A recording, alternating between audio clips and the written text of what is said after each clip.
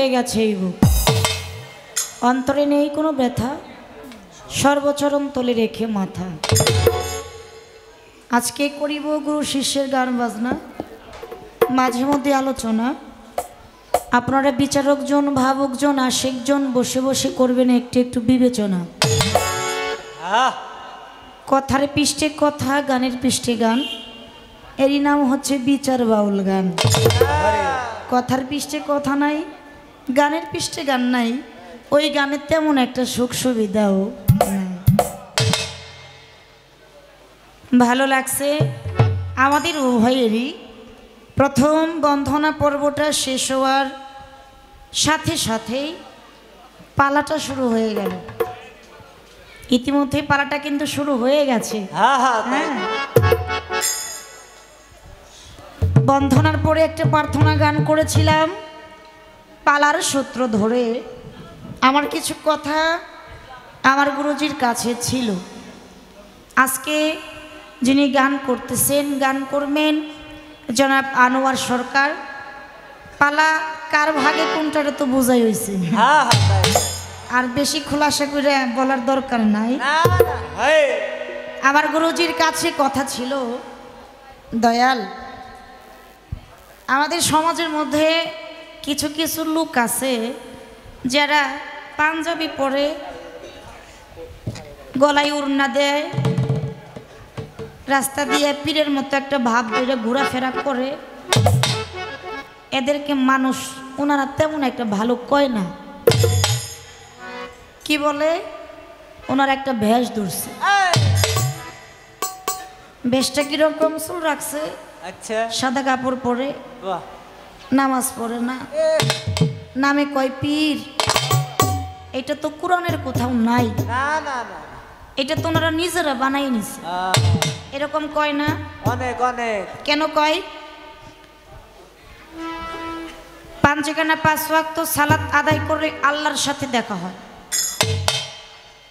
পিতা মাতার খেদমত করলে জান্নাত পাওয়া যায়। জান্নাতও পাইলাম, আল্লাহর সাথে আমার দেখা হইল। বেঁচে থাকতেও কয় না, কবরে যাওয়ার পরেও কয় না। তাহলে আপনার রুহু আর আমার রুহু একই দিন সৃজন করছে আল্লাহ। আপনি যেভাবে আসছেন আমিও তো একইভাবে আসছি, সবই তো ঠিকঠাকই ছিল। দুনিয়ার মাঝে আসার পরে কেন আমার আপনার কাছে যাইতে হয়? সবই যদি ঠিকঠাক, আমার মধ্যে কি কম পড়লো আর আপনার মধ্যে কি বেশি হয়ে গেল, আমার সেই কমটুকু পূরণ করার জন্য আপনার কাছে যাইতে হয়। বিষয়টা কি? আল্লাহরেও দেখার জন্য না, জান্নাত পাওয়ার লোভেও না।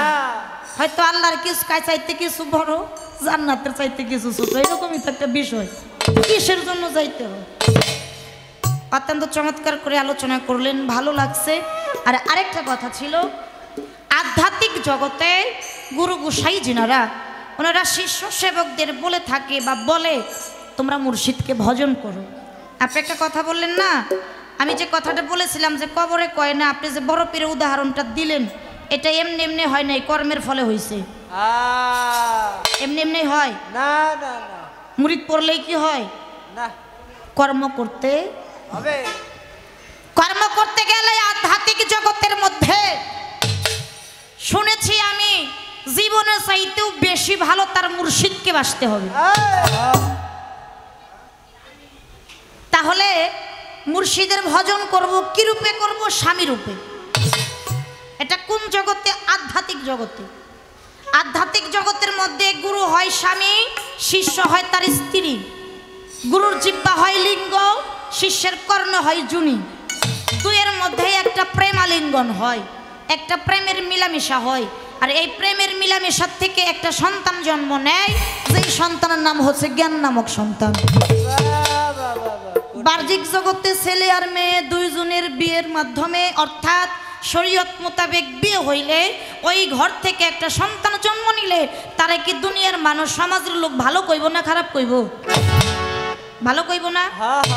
বেদবি মাফ করবেন। আর যদি কোনো মেয়ের বিয়ে ছাড়া সন্তান হয়, সমাজে তারে গণ্য করে ওই মেয়েটাকে কলঙ্কিনী বলবে। এবার আপনি যে আমাদেরকে বলতেছেন আমাকে ভজন করো, কোন রূপে। স্বামী রূপে ভজন করতে গেলে কি করতে হবে? আমাকে স্ত্রী সাজতে হবে। আর স্বামী আর স্ত্রী এটা তো বিয়ে ছাড়া হয় না। আপনি আধ্যাত্মিক জগতে গুরু, আমি আপনার স্ত্রী, আপনার সাথে হয়ে গেছে আমার বিয়া।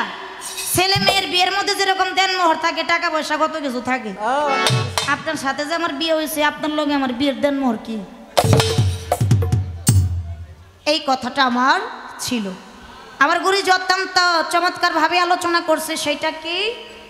যিনি গুরু ছিল তিনি হলো জগত স্বামী। জগত স্বামীকে স্রষ্টা, জগৎ স্বামীকে স্রষ্টা।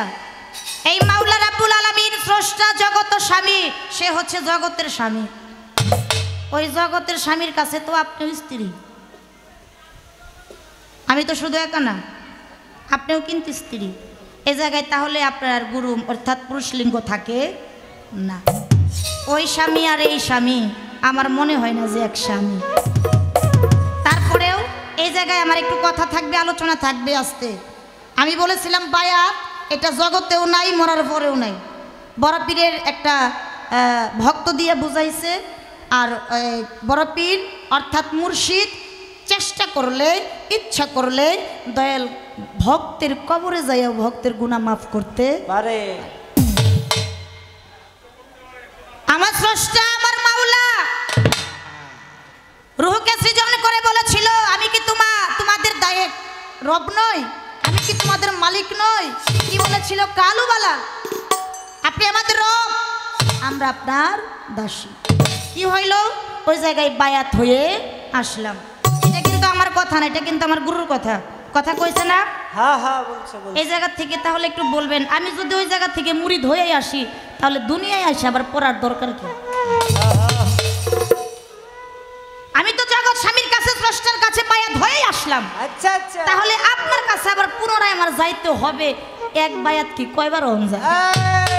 এক মাথা কয়বার বেচা যায়? তাহলে স্রষ্টার কাছে তো আমি পেয়েছেই দিছি, আপনার কাছে আমার বেচার দরকার কি? একজন তো কিনাই নিছে, তা আপনি কি আবার কিনে নিবেন? এর মধ্যে বিষয়বস্তু হাকিগতটা কি, এটা কিন্তু ওনার কথার থেকে আমি একটু ক্লিয়ার হইতেছি আর কি, একটু বোঝার জন্য। এবার আমি পালা গানে চলে যাব। তার আগে যিনি আজকে আমার গুরু আনোয়ার সরকার, আমার যিনি চার তরিকার মুর্শিদ, দয়াল বাবা তোয়ার চান, আমার সেই মুর্শিদকে আমার গুরুর মধ্যে রেখে আমি আমার দয়ালের পিছে পিছে যাওয়ার চেষ্টা করব। তাই হাদিস অনুযায়ী বাজান, দয়ালের সাথে দেখা সাক্ষাৎ হইলে দয়ালকে গুরুপদে ভক্তি দিতে হয়, সেটা যেখানেই হোক। কিন্তু ডিজিটাল বাংলাদেশ তো এটা এখন আর আমরা করি না, সব কিছুই উপরে উপরে শেষ করে দেই। তো আমি ওইদিকে যাব না। আমার যিনি গুরু, আমার গুরুচরণে গুরুপদে একটা ভক্তি দিয়ে কিছু সম্মান করে আমি আমার কর্তব্যটা করে তারপর পালা গানে চলে যাব। ধন্যবাদ।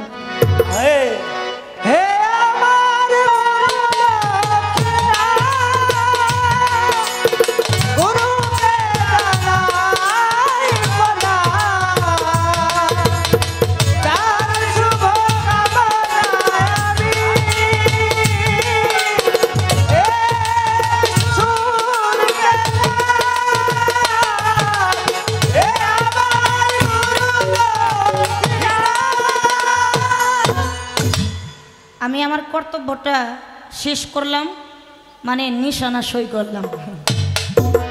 এবার একটা গান আমার দাদা উস্তাদের রাখবো, তারপর দেখা যাক টিপুষা বাবা আমার কোন পথে নেয়। দয়ালের দোয়া, দয়া করে 500 লাখ থাকলে চেষ্টা করবো।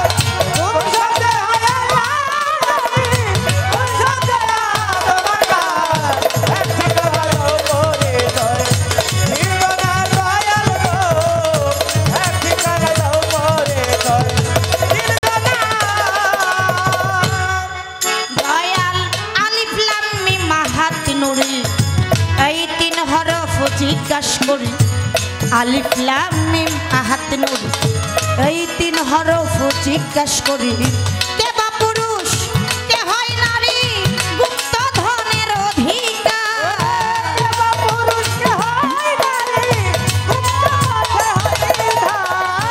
কে বা পুরুষ কে হয় নারী গুপ্ত ধনের অধিকার এক ঠিকানায় দাও পরিচয় তিনি জনার দয়াল গো এক ঠিকানায় দাও পরিচয় তিনি জনার দয়াল গো এক ঠিকানা দাও পরিচয় তিনি জনার দয়াল গো এক ঠিকানা দাও পরিচয় তিনি জনার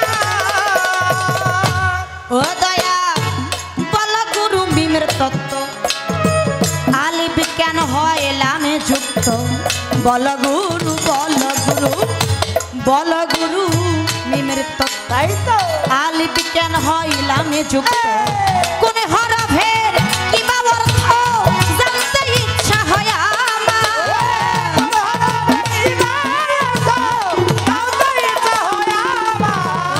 কোন হরফের কি বা অর্থ জানতে ইচ্ছা হয় আমার এক ঠিকানা দাও পরিচয় তিনি জনার দয়াল গো এক ঠিকানায় দাও পরিচয় তিনি জনার দয়াল পরিচয় তিনি জনার আমার দয়াল গো এক পরিচয় তিনি জনার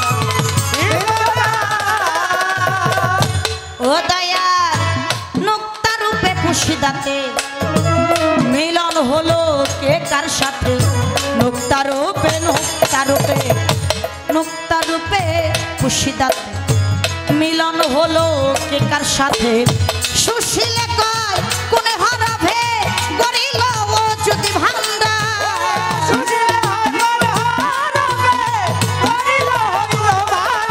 সাধক সুশীলে কয় কোন হরফে গরিল ও যদি ভান্ডার এক ঠিকানা দাও পরিচয় তিনি জনার দয়াল গো এক ঠিকানা দাও পরিচয় তিনি জনার ওরে কোন শব্দে হয় আল্লাহ নবী এক জনাতে পরিচয় কোন শব্দে হয় আল্লাহ নবী এক জনার পরিচয় এক ঠিকানা দাও পরিচয় তিনি জনার দয়াল গো এক ঠিকানা দাও পরিচয় তিনি জনার কোন শব্দে হয় আল্লাহ নবী কোন শব্দে আদম আকর এক ঠিকানায় দাও পরিচয় তিন জনার আলিফ লাম মিম হাতে নুরি এই তিন হরফ জিজ্ঞেস করি বেদবি মাফ করবেন দয়ালের কাছে কোনো কথা জিজ্ঞেস করাটা চলে না এটা আমার জন্য অপরাধ কিন্তু কবি ছন্দের সাথে মিল রেখে এই ছন্দটা বলেছে আলিফ লাম মিম হাতে নুরি এই তিন হরফ জিজ্ঞেস করি এই তিন হরফের কে বা পুরুষ কে হয় নারী গুপ্ত ধনের অধিকার বল গুরু মিমের তত্ত্ব আলিফ কেন হয় লামে যুক্ত কোন হরফের কি বা অর্থ জানতে ইচ্ছা হয় আমার নুক্তা হ্যাঁ ছোট সময় মক্তবে পড়তে গেলে হুজুররা পড়াইতো আলিফ খালি বার নিছে এক নুক্তা না সাউন্ড একটু কম নুক্তাটা দেখতে কিন্তু একেবারে ছোট একেবারে ক্ষুদ্রতম কিনা কিন্তু এই ছোটর মধ্যেও এই ক্ষুদ্রতমের মধ্যেও অনেক হাকিগত লুকিয়ে আছে এটা আমি জানি না এটা আমি বুঝি না আমার বোঝার সাধ্য নাই এটা আমার মুর্শিদি ভালো এই দয়ালের কাছ থেকেই জানবো কবিতার গানের মধ্যে বলেছে নুক্তা রূপে খুশিদাতে মিলন হলো কে কার সাথে সাধক সুশীলে কয় কোন হরফে গরিল ওজুদ ভান্ডার এক ঠিকানায় দাও পরিচয় তিন জনার এই হলো আমার গানের কথা এই কথার ভিতর থেকে যে কথা ভালো লাগে দয়ালে যেন আমার ওই জায়গা থেকে একটু বোঝানোর চেষ্টা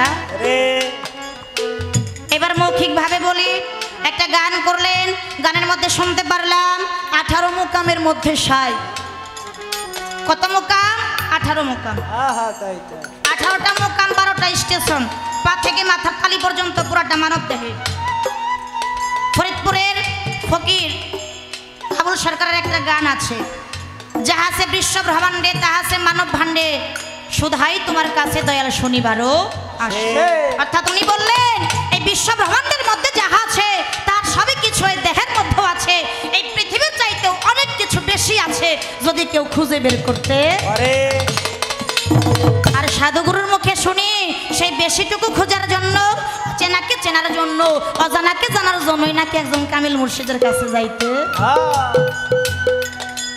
তাহলে আমার একটু জানার বিষয়, একটু বোঝার বিষয়। মানব দেহের মধ্যে 18 মুকাম, 18 মুকামের মধ্যে কে আছে? আমার মাওলা আছে। এটা কে বলেছে? আমার গুরুজি বলে গেল। 18টা মুকাম, 12টা স্টেশন। এই 18 মুকাম বাদ দিয়ে, 12টা স্টেশন বাদ দিয়ে বাতেনি 2টা মুকাম আছে। এই বাতেনি 2টা মুকাম একান্তই একটা গুরুর মুকাম, একটা শিষ্যের মুকাম। শিষ্য ইচ্ছা করলেই গুরু মুকামে যাইতে পারে, কিন্তু গুরু ইচ্ছা করলে শিষ্যের মুকামে আসতে পারে না। তখনই আসতে পারে যখন দয়াল একটা কর্ম করে। ওই কর্ম যতক্ষণ পর্যন্ত না করবে ততক্ষণ পর্যন্ত শিষ্যের মুকামে আসতে পারবে না। এটা মানব দেহের মধ্যে আছে।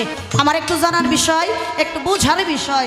18 মুকাম, 12টা স্টেশন, এহা বাদ রেখে এই যে বাতেনি 2টা মুকাম, এই 2টা মুকামের নাম কি? আর যিনি গুরু উনি যেখানে যার লাগে সবই কিছু করেই কিন্তু গুরু হয়েছে। এখন শিষ্যের মুকামে যাইতে গেলে ওনার একটা কর্ম করতে হয়। এই কর্মটা কি? ইহার বিষয়বস্তুটা এটা ওনার গানের থেকে কথা। এইবার কি কমু আসতে কথা তো শুধু বাইরে আসে। কথার মধ্যে কইছে না, কয় পাগলার নাও ঢুলাইস না, কয় মরে কইরা দিল।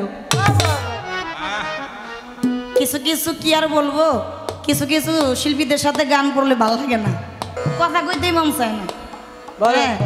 আবার কিছু কিছু শিল্পীর সাথে গান করলে কথার ফুরায় না, শুধু জানতেই ইচ্ছে করে। কেননা যে জায়গায় কথা ঠিক ওই জায়গায় আলোচনা।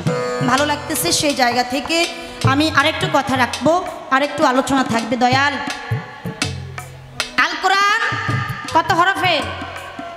30 হরফে। দেল কোরআন হচ্ছে 40 হরফে। এটা কিন্তু আমি জানি না, সাধু গুরুর মুখে শুনছি।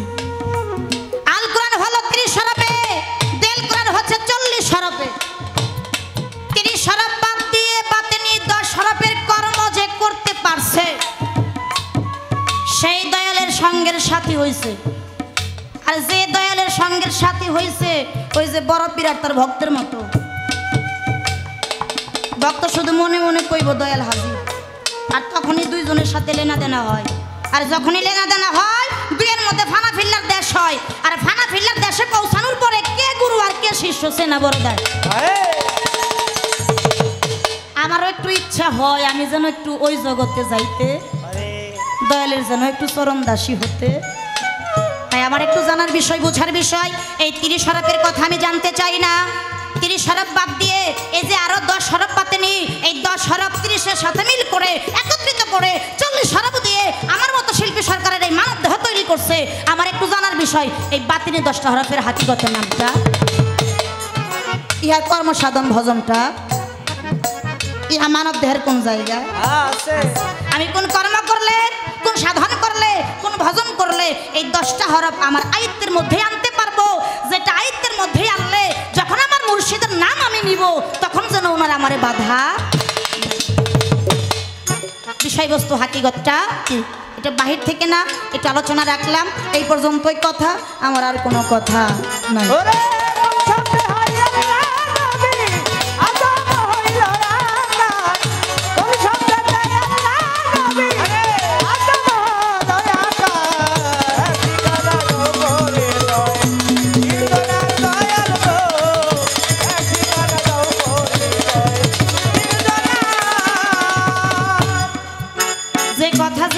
না আমার দয়ালের মনটা যে জায়গা থেকে একটু নরম হয়, কারণ জোরাজুরি আমি করি না, জোরের মধ্যে কোনো কিছু নাই। এই জন্য একটা গানের মধ্যে আছে না, জোর করিয়া বুঝতে গেলে তার ঘটে মরণ জ্বালা। জোর করিয়া বুঝতে গেলে তার ঘটে মরণ জ্বালা। কে বুঝিতে পারে আমার টিপু শাহ বাবার খেলা, আমার গণিশা বাবার খেলা। কে বুঝিতে পারে আমার শাহালি বাবার খেলা, আমার আনোয়ার চাঁদের খেলা। আমার জোরাজুরির দরকার নেই, আপনার মনটা যে জায়গা থেকে নরম হয় একটু ওই জায়গা থেকে বোঝানোর চেষ্টা করেন। বিশেষ করে আমারে, আমি তো কোনো কিছু বুঝি না, আমার একটু বুঝাইন। এই পর্যন্তই কথা।